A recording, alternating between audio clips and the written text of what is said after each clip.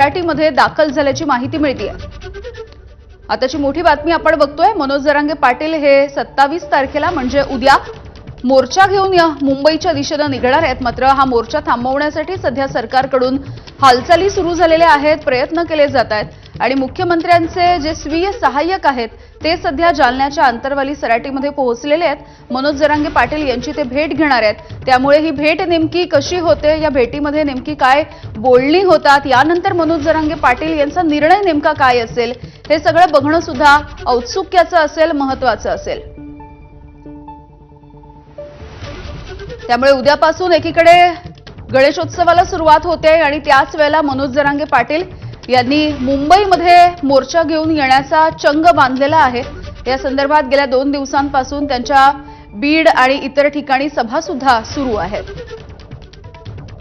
रवी मुंडे आमचे प्रतिनिधी माहिती देतील या संदर्भात। रवी, आता आपण कळतंय की सरकारकडून हा मोर्चा थांबवण्याचे प्रयत्न सुरू आहेत।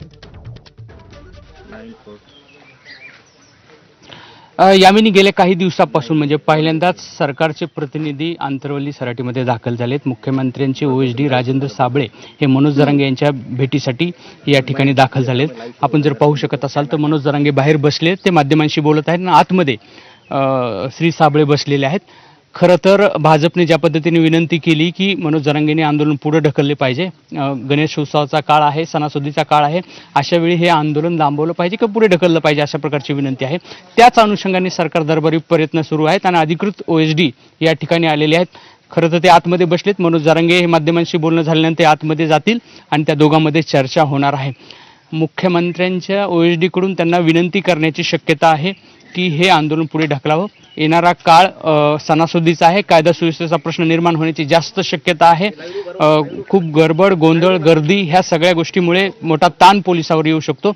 ह्या सगळ्या बाबी टाळण्यासाठी मनोज जरांगे यांनी ऐन गणेशोत्सवात निवडलेली तारीख काहीतरी पुढे ढकलावी पुढच्या काही दिवसांमध्ये, अशा प्रकारची विनंती होण्याची शक्यता आहे। दोघांमध्ये चर्चा होईल, त्यानंतर दोघेही बाहेर आल्यानंतर नेमकं माध्यमांशी बोलल्यानंतरच आपल्याला कळेल की दोघांमध्ये नेमका काय संवाद झाला।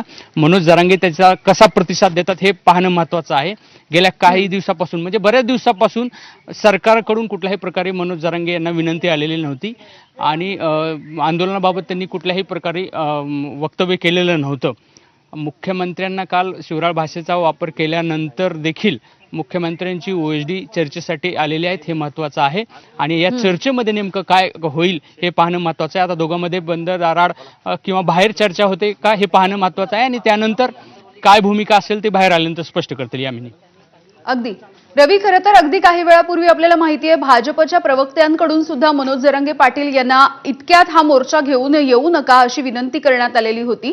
दुसरीकडे आता मुख्यमंत्र्यांचे ओएसडी त्या ठिकाणी पोहोचतात, ही चर्चा नेमकी कशी होईल? कारण आतापर्यंत जर बघितलं तर मनोज जरांगेंचं असं म्हणणं असतं की सगळ्यांच्या समोर ही चर्चा व्हायला हवी, पारदर्शकता हवी। त्यामुळे त्यांच्या सोबत आणखी कोण कोण असेल किंवा माध्यमांच्या समोरच ही चर्चा होईल का?